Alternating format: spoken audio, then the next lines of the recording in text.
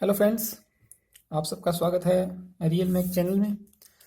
जैसा कि हमने पिछले इंट्रोडक्शन में पढ़ा था कि सबसे पहला लेक्चर जो होगा वो फ्लूइड मैकेनिक्स पे होगा और फ्लूइड मैकेनिक्स से हम अपने कोर्स की शुरुआत करेंगे। तो बिना कोई टाइम कंज्यूम किए शुरू करते हैं फ्लूइड मैकेनिक्स। फ्लूइड मैकेनिक्स या इसे बोलते हैं द्रव्य यांत्रिकी हिंदी के अंदर। देखिए फ्रेंड, दोनों हैं, डिप्लोमा स्टूडेंट्स और बीटेक स्टूडेंट्स दोनों के लिए ही ये कोर्स है। तो मैं ज़्यादा कंफर्ट रहता हूँ जो इंग्लिश टर्म्स हैं उनमें, ठीक है।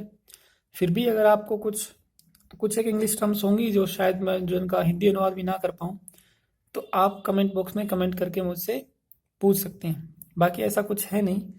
फ्लूइड है, फ्लूइड के बारे में सब जानते हैं। लिक्विड है, लिक्विड के बारे में सब जानते हैं, इस टाइप से। लेकिन कुछ एक होते हैं जो टर्म्स हैं वो शायद मेरे को लगता है कि आप मुझसे पूछ लेंगे तो बेटर रहेगा, क्योंकि मैं थोड़ा इंग्लिश में कंफर्ट हूँ। तो फ्लूइड मैकेनिक्स का मतलब है द्रव्य यांत्रिकी, यांत्रिकी मैकेनिक्स।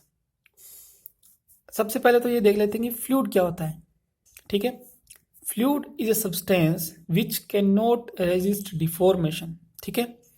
मतलब अगर हम कोई फ्लूइड है, ठीक है, रेस्ट के अंदर कोई फ्लूइड है, उसके ऊपर अगर थोड़ा सा भी टेंजेंशियल और शियर स्ट्रेस, ध्यान रखिए मैं बोल रहा हूँ टेंजेंशियल और शियर स्ट्रेस उसके ऊपर लगाते हैं, तो वो जो फ्लूइड है वो डिफॉर्म हो जाता है, अपनी जो पोजीशन है उससे डिफॉर्म हो जाता है।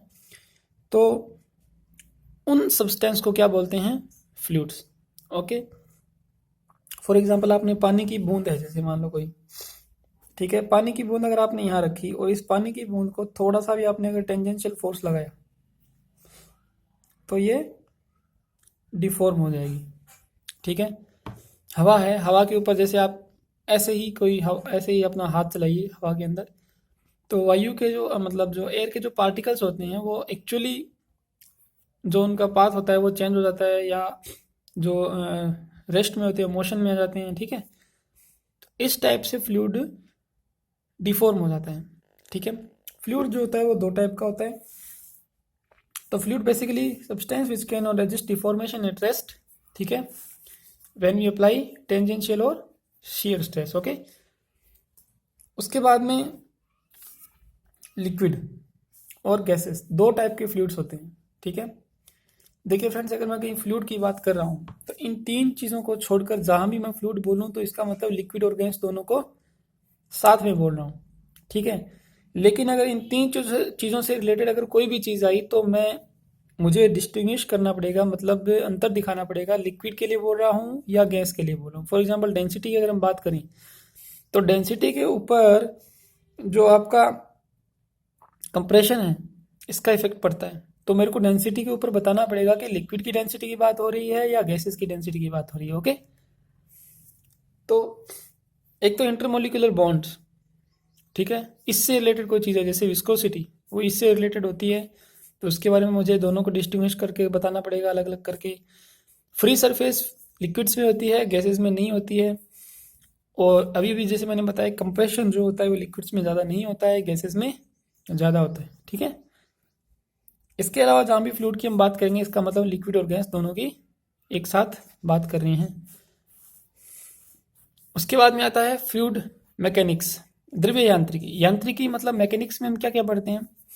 चीज़ें जब रुकी हुई हों, तो चीज़ें जब चल रही हों बिना कुछ किसी फोर्स के इन्फ्लुएंस में, बिना किसी बल के प्रभाव में, और चीज़ें जब चल रही हों बल के प्रभाव में।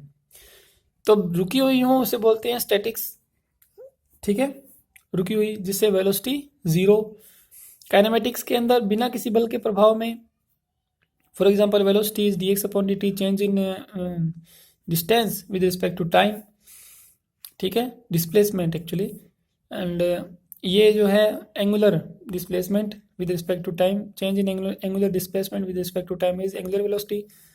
तो ये होती है फ्लूइड काइनेमेटिक्स। इसके अलावा भी एक्सेलरेशन को निकालते हैं, एंगुलर एक्सेलरेशन को निकालते हैं, ये सारे फ्लूइड काइनेमेटिक्स में हम पढ़ते हैं, ठीक है, काइनेमेटिक्स में पढ़ते हैं। और जब ये फ्लूइड्स पे अप्लाई करते हैं तो क्या बन गई? Fluid kinematics.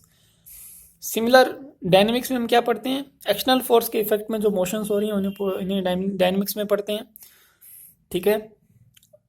और अगर इसे फ्लूइड के लिए पढ़ते हैं तो इसे बोलेंगे फ्लूइड डायनेमिक्स, ठीक है। तो जो आपकी पूरी फ्लूइड मैकेनिक्स है उसमें ये 3 चीज़ें ही काम में आती हैं। जैसे आपको शुरू के 2 चैप्टर रहेंगे वो फ्लूइड स्टैटिक्स पर रहेंगे, आगे वाले 2 चैप्टर फ्लूइड काइनेमेटिक्स पर रहेंगे, और फिर फ्लूइड डायनेमिक्स पे जैसे बर्नौली थ्योरम वगैरह हैं वो फ्लूइड डायनेमिक्स पे रहेंगी। ओके, तो एक तरह से ब्रॉड इसका जो क्लासिफिकेशन है फ्लूइड मैकेनिक्स का हमने कर लिया है।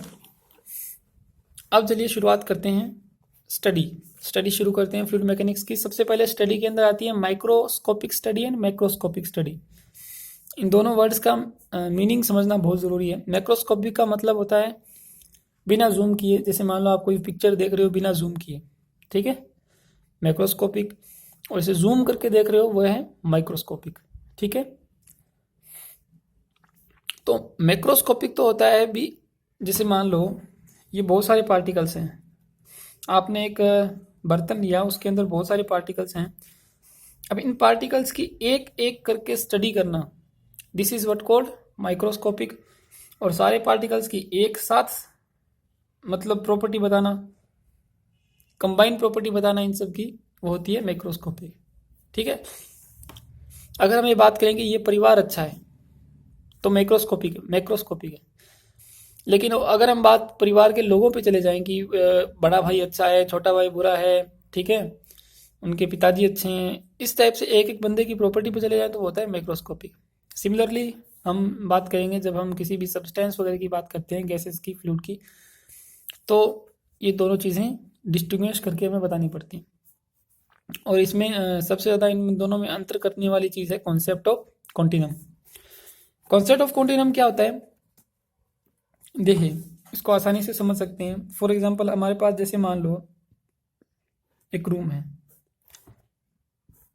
ठीक है, इस रूम के 2 दरवाजे हैं, अंदर आना बाहर जाना। अभी इस रूम के अंदर कोई नहीं है तो इसकी डेंसिटी कितनी है, 0, ठीक है, 0।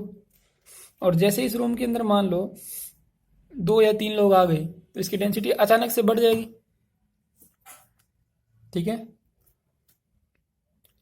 यह मान लो यहाँ आ जाएगी। अब इसके अंदर 10 लोग आ गए और 4 लोग निकल गए तो डेंसिटी में थोड़ा बहुत चेंज होगा। 15 लोग आ गए और 4 लोग निकल गए तो डेंसिटी में कम चेंज होगा। इसी तरह से अगर बहुत सारे लोग इस रूम के अंदर आ जाते हैं और 2-3 बाहर निकल जाते हैं तो डेंसिटी में बहुत ही लिटिल चेंज होगा। कहने का मतलब ये होता है कि जब हमारे पास बहुत सारे पार्टिकल्स होते हैं तो वो पार्टिकल्स अगर एक आध पार्टिकल इधर उधर हो जाए, हमसे बाहर निकल जाए, हमने जो स्पेस डिफाइन किया उस डिफाइंड स्पेस से इधर उधर हो जाते हैं तो कोई फ़र्क नहीं पड़ता है डेंसिटी के अंदर। और हमारी जो स्टडी रहती है वो मैक्रोस्कोपिक स्टडी रहती है। फॉर एग्जांपल अगर हम नॉर्मल इन्वायरमेंट में आपने कोई भी स्पेस लिया और उसके अंदर जैसे कंट्रोल वॉल्यूम बोलते हैं ना थर्मोडायनेमिक्स में, अंदर हमने मान लिया और उसके अंदर हमने जैसे स्टडी करना स्टार्ट किया तो कोई दिक्कत नहीं आएगी। हम सोचें कि भाई 4 पार्टिकल अंदर आ गए, 4 पार्टिकल बाहर निकले, कोई दिक्कत नहीं आएगी, ठीक है, क्योंकि बहुत सारे पार्टिकल्स हैं वहाँ पे, तो प्रॉपर्टीज़ में कोई दिक्कत नहीं आएगी, हम हमारी स्टडीज़ को आराम से कर सकते हैं। लेकिन माइक्रोस्कोपिक पे करेंगे तो एक एक पार्टिकल की स्टडी करनी पड़ेगी, ठीक है। तो इन दोनों को डिस्टिंग्विश करता है कॉन्सेप्ट ऑफ कॉन्टिनम। इतना ही है कॉन्सेप्ट ऑफ कॉन्टिनम आपका, ठीक है। उसके बाद में मास ऑफ कंटिन्यूस मीडियम। किसी भी सब्सटेंस का जो मास है उसे कंटिन्यूस मीडियम कब बोलेंगे, जब इंटरमोलिकुलर जो डिस्टेंस है that is very small then characteristic distance. Characteristic distance क्या होती है भाई, हमने जो डिस्टेंस डिफाइन की है दैट इज कैरेक्टरिस्टिक डिस्टेंस, ठीक है। ये जैसे मान लो मैंने कोई डिस्टेंस है एल डिस्टेंस मैंने डिफाइन की, दिस इज कैरेक्टरिस्टिक। अब इस कैरेक्टरिस्टिक डिस्टेंस के अंदर मैंने मान लो इतने मॉलिक्यूल्स रख दिए, इन मॉलिक्यूल्स की डिस्टेंस जो है वो इस पूरी कैरेक्टरिस्टिक डिस्टेंस से क्या है, कम है। मतलब इस कैरेक्टरिस्टिक डिस्टेंस में नंबर ऑफ पार्टिकल्स कितनी हो गई, एक से ज़्यादा। तो अब इसे क्या बोलेंगे, continuous mass of continuous medium.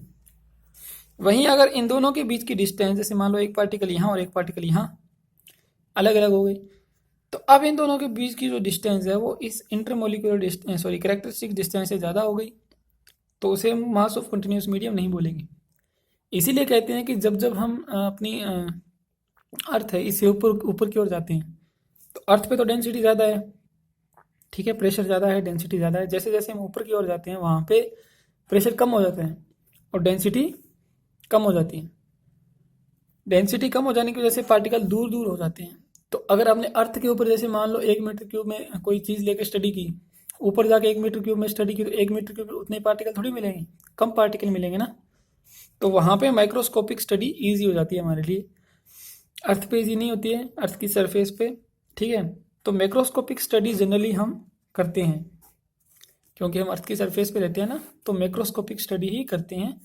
Microscopic study जैसे जैसे बहुत ज़्यादा हाइट पे चले जाते हैं तो वहाँ पे की जाती है। तो microscopic view is important there, macroscopic view is important here on earth. चलिए नेक्स्ट, अब हम प्रॉपर्टीज की बात करेंगे, फ्लूइड की प्रॉपर्टीज की हम बात करेंगे। प्रॉपर्टीज ऑफ फ्लूइड, सबसे पहली प्रॉपर्टी डेंसिटी।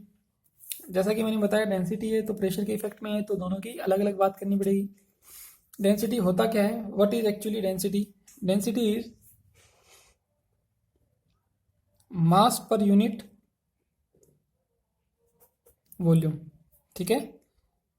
m/v से इसे निकालते हैं, ठीक है। यूनिट क्या रहती है डेंसिटी की? मास क्या होता है, kg पर मीटर क्यूब, mks यूनिट है ये। डायमेंशंस क्या रहेगी, m kg है तो m1 मीटर क्यूब, नीचे है तो ऊपर जाएगा तो l-3, और टाइम का यहाँ पे रोल नहीं है तो t0, ठीक है। अब हम देख लेते हैं 1 किलोग्राम पर मीटर क्यूब कितने ग्राम पर सेंटीमीटर क्यूब के बराबर होता है। 1 किलोग्राम को चेंज कर देंगे तो 1000 ग्राम, मीटर क्यूब को सेंटीमीटर क्यूब में चेंज करेंगे तो 10⁶ सेंटीमीटर क्यूब। तो ये बचता है 10⁻³ ग्राम पर सेंटीमीटर क्यूब होता है 1 kg पर मीटर क्यूब के। ये भी आप याद रखिए क्योंकि बहुत से एग्जाम में डायरेक्ट ग्राम पर सेंटीमीटर क्यूब दे देता है, तो आप निकालने बैठोगे तो आपको टाइम लगेगा। 1 ग्राम पर सेंटीमीटर क्यूब 10⁻³ किलोग्राम पर मीटर क्यूब, एंड 1 किलोग्राम पर metre cube is equal to 10⁻³ gram पर centimetre cube. Now density of water, density of water कितनी होती है, ये आप कुछ एक डेंसिटीज जो हैं वो आपको डायरेक्ट याद रखनी चाहिए, ठीक है। फॉर एग्जाम्पल मैं बात करता हूँ डेंसिटी ऑफ वाटर की, तो डेंसिटी ऑफ वाटर कितना होता है, डेंसिटी ऑफ वाटर होता है 1000 किलोग्राम पर मीटर क्यूब, ठीक है। यानी 1 मीटर क्यूब में 1000 किलोग्राम आ जाता है। सिमिलरली Hg कितना आ जाता है 1 मीटर क्यूब में, 13.6 इंटू 10⁻³ किलोग्राम पर मीटर क्यूब, यानी 13.6 गुना। एयर की डेंसिटी होती है 1.21 kg पर मीटर क्यूब, समझ गए। Next, effect on density. अभी हम बात करेंगे इफेक्ट ऑन डेंसिटी, तो लिक्विड और गैसेस दोनों के अलग अलग बात करेंगे, ठीक है। क्योंकि मैंने बताया कि लिक्विड और गैसेस दोनों डिस्टिंग्विश करते हैं इस मामले के अंदर। तो जैसे मान लो मैंने यहाँ ले लिया लिक्विड, यहाँ ले लिए गैसेस, ठीक है। सबसे पहले इफेक्ट देखते हैं टेम्परेचर का। लिक्विड के अंदर अगर हम टेम्परेचर बढ़ाते हैं या फिर घटाते हैं तो डेंसिटी के अंदर जो चेंज देखा गया प्रैक्टिकली वो बहुत ही कम चेंज मिला। तो इसे हम क्या मान लेते हैं, लगभग नेग्लेक्ट, यानी लिक्विड्स के ऊपर टेम्परेचर बढ़ाने या घटाने का कोई भी ज़्यादा इफेक्ट नहीं पड़ता है, तो इसलिए मानते हैं कि उनकी डेंसिटी चेंज नहीं होती। सिमिलरली गैसेस का जैसे जैसे टेम्परेचर बढ़ाते हैं उनकी डेंसिटी जो है वो कम होती जाती है, क्योंकि पार्टिकल्स जो होते हैं गैसेस के वो टेम्परेचर बढ़ाने पे उनको एनर्जी मिलेगी, एनर्जी मिलने पे वो दूर दूर हो जाएंगे, ठीक है। उनकी वेलोसिटी बढ़ जाएगी तो वो फैल जाएंगे, तो उनकी डेंसिटी जो है वो कम हो जाएगी, ओके। सिमिलरली हम बात करते हैं प्रेशर की। प्रेशर जब हम लिक्विड से बढ़ाते हैं, आप वाटर का एग्जांपल ले लीजिए, वाटर एक बर्तन में लीजिए, उसके ऊपर प्रेशर बढ़ाइए, कितना दब जाएगा, वो नहीं दबता इतना। तो सेम केस है प्रेशर के लिए भी, उनकी भी डेंसिटी कोई खास चेंज नहीं होती है लिक्विड्स की, लेकिन गैसेस की प्रेशर बढ़ाने पे डेंसिटी जो है वो बढ़ जाएगी। गैस सिलेंडर का एग्जांपल ले सकते हैं, बहुत ज़्यादा डेंसिटी के अंदर होता है, तभी तो इतनी ज़्यादा गैस अपने गैस सिलेंडर में भर जाती है, क्योंकि उसे बहुत ज़्यादा कंप्रेस करके भरा जाता है। ओके, तो प्रेशर गैसेस की जो डेंसिटी है टेम्परेचर बढ़ाने पे घटती है, प्रेशर बढ़ाने पे बढ़ती है। तो ये प्रॉपर्टीज़ आप जो हैं वो याद रख सकते हैं। लिक्विड्स पे ज़्यादा इनका इफेक्ट नहीं पड़ता है डेंसिटी पे, टेम्परेचर और प्रेशर का। ओके, इन फॉर्मूलाज को आप रिलेट कर सकते हैं P V is equal to N R T से।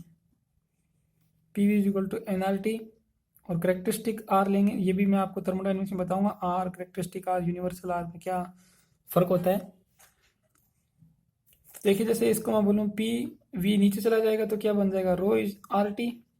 ठीक है, प्रेशर बढ़ाएंगे तो रो बढ़ेगा, p is proportional to rho. Similarly अगर प्रेशर कांस्टेंट है और टेम्परेचर के साथ देखना है तो temperature is equal to p y rho r. तो टेम्परेचर बढ़ाएंगे तो डेंसिटी घटेगी। तो ये फॉर्मूला से भी हम यहाँ पे देख सकते हैं और फिजिकली भी देख सकते हैं। ओके, उसके बाद बात करेंगे स्पेसिफिक ग्रेविटी। डेंसिटी को शो करने का एक तरीका होता है specific gravity. Okay, specific gravity होता क्या है, density of A fluid upon density of standard fluid. अब स्टैंडर्ड फ्लूइड क्या होता है, जैसे लिक्विड्स की अगर बात करें, किसी भी लिक्विड की density of a liquid, density of a liquid की बात करें तो यहाँ पे हम स्टैंडर्ड फ्लूइड क्या लेंगे, वाटर। सिमिलरली अगर हम डेंसिटी की हम बात करें गैस की तो वहाँ पे स्टैंडर्ड फ्लूइड क्या लेंगे, एयर।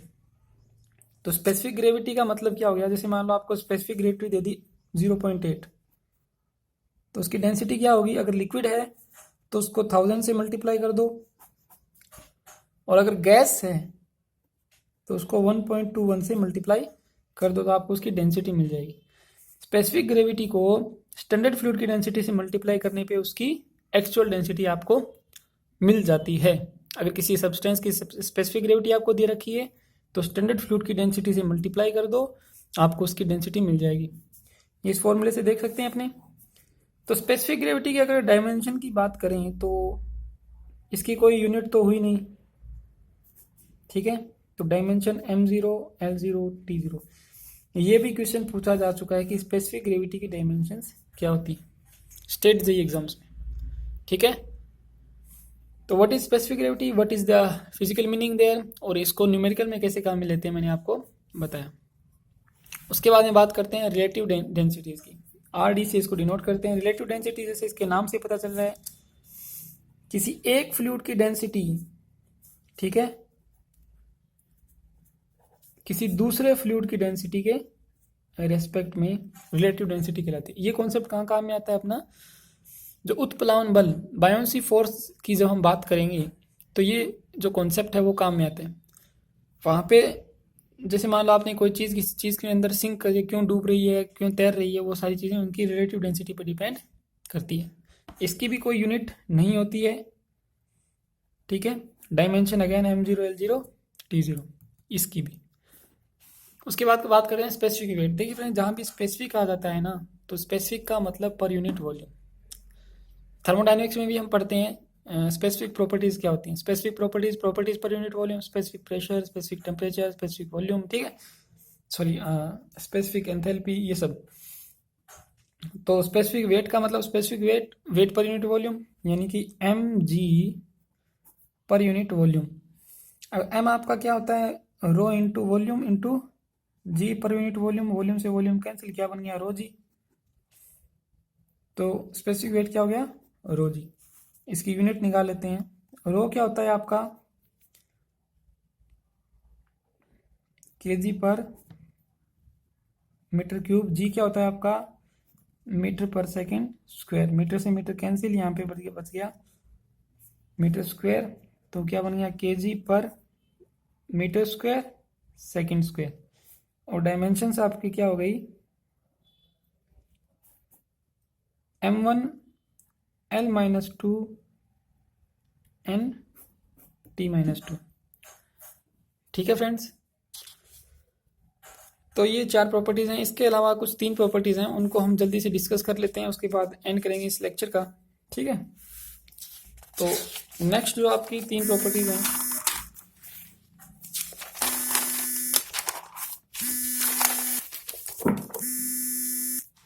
वो है फ्रेंड्स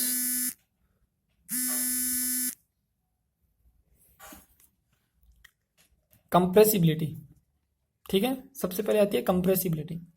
कंप्रेसिबिलिटी नाम से पता चल रहा है कोई चीज़ कितनी ज़्यादा कंप्रेस हो सकती है, उसकी कंप्रेस होने की जो क्षमता है, कंप्रेस होने की एबिलिटी, कंप्रेसिबिलिटी। ठीक है, तो कंप्रेसिबिलिटी जो होता है वो रेसिप्रोकल होता है, उल्टा होता है किसका? बल्क मॉडुलस का। ठीक है, बल्क मॉडुलस हम मोस के अंदर पढ़ते हैं, स्ट्रेंथ ऑफ मटेरियल्स के अंदर। बल्क मॉडुलस बता दूं मैं आपको होता क्या है। बल्क मॉडुलस होता है change in pressure with respect to volumetric strain. Actually जो ये नेगेटिव साइन है ये वॉल्यूमेट्रिक स्ट्रेन में आता है। ठीक है, फॉर एग्जांपल जैसे मान लो, इसको डेराइव कैसे करते हैं थोड़ा सा बता देता हूँ मैं आपको ब्रीफ में, तो वहाँ पे हम पढ़ेंगे। फॉर एग्जांपल मान लो प्रेशर P है। ठीक है, प्रेशर P है, ये इस पिस्टन के ऊपर लग रहा है, यहाँ पे गैसेस के पार्टिकल्स हैं, वॉल्यूम इसका V है। अब प्रेशर को बढ़ा दिया मैंने, प्रेशर को बढ़ा के कितना कर दिया? dP। तो ऑब्वियस सी बात है ये थोड़ा सा आगे आ जाएगा और वॉल्यूम में कमी आ जाएगी। तो वॉल्यूम में जो कमी है उसकी वजह से यहाँ पे नेगेटिव साइन आता है, चेंज इन वॉल्यूम। और वॉल्यूमेट्रिक स्ट्रेन क्या हो गया? Change in volume upon original volume. और चेंज इन प्रेशर क्या आ गया? पहले P था, फिर P प्लस dP हो गया। ठीक है, तो P plus dP minus P, यानी P से P कैंसिल, यानी क्या बच गया? dP। तो change in pressure per unit volumetric strain जो होता है वो होता है आपका बल्क मॉडुलस। ठीक है, और बल्क मॉडुलस का जो रेसिप्रोकल होता है वो होता है कंप्रेसिबिलिटी। ठीक है, तो कंप्रेसिबिलिटी क्या हो गया? dV upon V into dP।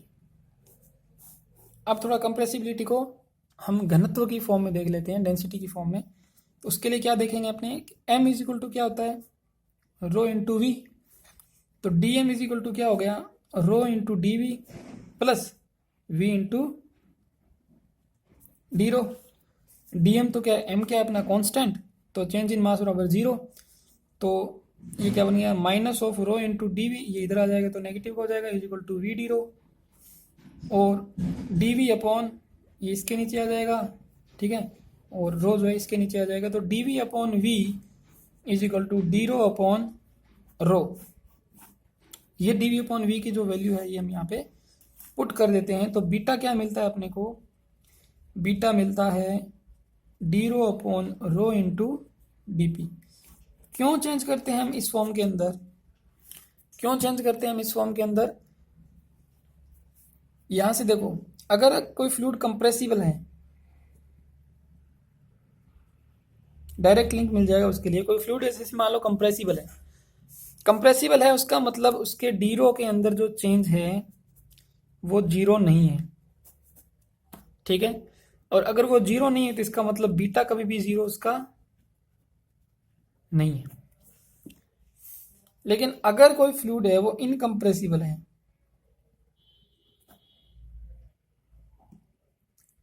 Incompressible, तो इनकंप्रेसिबल के लिए जो डी रो है वो क्या हो जाता है? 0।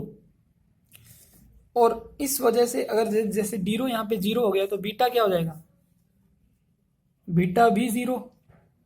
और बीटा 0 हो गया तो beta is reciprocal of k, यानी beta is equal to 1 upon k अगर है तो के क्या हो जाएगा? यहाँ पे के हो गया 1 अपॉन बीटा, बीटा 0 है तो के क्या हो गया यहाँ पे? इनफाइनाइट। ये वैल्यूज डायरेक्ट पूछ जाते हैं एग्जाम के अंदर। के इज इनफाइनाइट फॉर किस टाइप के फ्लूइड के लिए के इनफाइनाइट है, किस टाइप के फ्लूइड के लिए बीटा 0 है, ये चीजें। ठीक है फ्रेंड्स, तो डायरेक्ट क्वेश्चन हो तो उसके लिए आप ये बता सकते हैं। सिमिलरली हम बात करेंगे आइसोथर्मल कंप्रेसिबिलिटी की। तो आइसोथर्मल के लिए हमें पता है क्या रहती है अपनी ideal gas equation, P V is equal to constant. मतलब P D we plus we D P is equal to D constant. किसी भी कांस्टेंट का जब भी हम डिफरेंशिएशन करते हैं is equal to zero, change in constant zero रहता है। तो p D we plus we D P is equal to zero, इसका मतलब P D v is equal to minus of v D P. तो D we upon v यहाँ इसके नीचे आ जाएगा, पी इसके नीचे आ जाएगा, तो D P upon P. Okay, ये वैल्यू अगेन यहाँ पे पुट करते हैं। तो बिकॉज आइसोथर्मल प्रोसेस के लिए है तो इसको लिखेंगे बीटा आइसो, ये बन जाएगा D P upon P into d P, ये कैंसिल, क्या बन गया 1 अपॉन पी। तो beta iso is 1 upon P, के आइसो इसका उल्टा हो जाएगा P. Beta iso is 1 upon P, तो के आइसो इसका उल्टा हो गया पी। ओके, ये भी वैल्यूज आपसे डायरेक्ट पूछ ली जाती है कि bulk modulus iso thermal process के लिए किसके लिए पी होता है। ठीक है, तो आइसोथर्मल प्रोसेस के लिए बल्क मॉड्यूलस पी होता है। इन्फिनिटी किसके लिए होता है, इन्फिनिटी किसके लिए होता है, इनकम्प्रेसिबल फ्लूइड के लिए। ओके, अब हम बात करेंगे adiabatic compressibility in the same manner.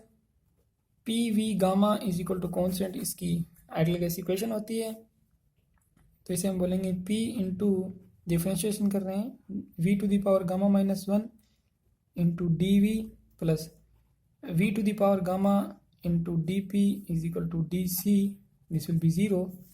इसको उधर ले जाएंगे नेगेटिव फॉर्म, और v to the power gamma से डिवाइड कर देंगे सारी इक्वेशन को।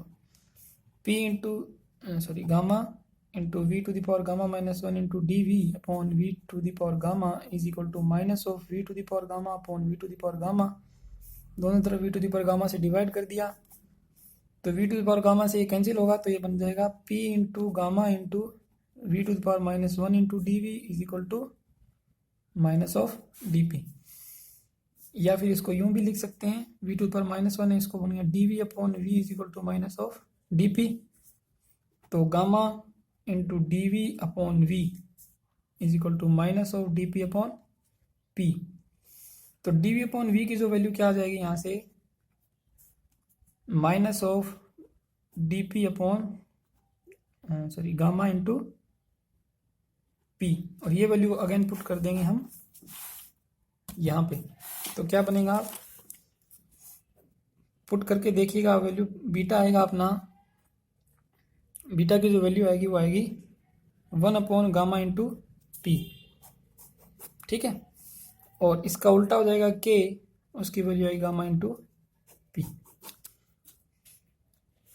तो इस तरीके से बीटा एडियाबेटिक, सॉरी ये बीटा एडियाबेटिक है, ये भी के एडियाबेटिक है। तो इस तरह से बीटा एडियाबेटिक, के एडियाबेटिक, बीटा आइसोथर्मल, के आइसोथर्मल, एंड बीटा की वैल्यू 0 है, इनफाइनाइट है, 0 नहीं है। तो ये सारी चीज़ें जो हैं डायरेक्ट वैल्यूज आपसे देकर क्वेश्चन पूछ ले जाते हैं। छोटे छोटे क्वेश्चन हैं, कॉन्सेप्ट कैसे बने, कैसे आते हैं, वो मैंने आपको बता दिया। अब किसी स्टूडेंट को जैसे मान लो इसमें थोड़ा हो सकता है, मेरे को नहीं लगता कि बाकी जगह पे कुछ प्रॉब्लम हो सकता है, डिफ्रेंशिएशन में कोई प्रॉब्लम हो, तो ये पार्शियल डिफ्रेंशिएशन है। जैसे मान लो प्रेशर कांस्टेंट है तो पी कांस्टेंट, वॉल्यूम कांस्टेंट नहीं माना तो डीवी। फिर दूसरी टर्म में हमने क्या माना, वॉल्यूम कांस्टेंट है तो वी कांस्टेंट, और प्रेशर को डिफ्रेंशिएट कर दिया डीपी। और बराबर वाले टर्म में ऐसे ही करते हैं, तो बराबर वाले टर्म में तो कांस्टेंट है, तो कांस्टेंट को जैसे डिफ्रेंशिएट किया तो 0। सिमिलरली यहाँ पे p constant, v to the power gamma का डिफ्रेंशिएशन कैसे करेंगे, गामा आगे आ जाएगा, v to the power gamma minus 1, और फिर डी का वी का डी हो गया, plus v to the power gamma constant हो गया, तो ये v to the power gamma constant into d हो गया सेम। तो गाइस यहाँ पे हम लेक्चर का एंड करेंगे। 7 प्रॉपर्टीज हमने अब तक पढ़ ली हैं, 8वीं प्रॉपर्टी हम स्टार्ट करेंगे नेक्स्ट लेक्चर के अंदर, that will be viscosity, and very very very much important property of the fluid mechanics. Okay, so that's all for today, thank you.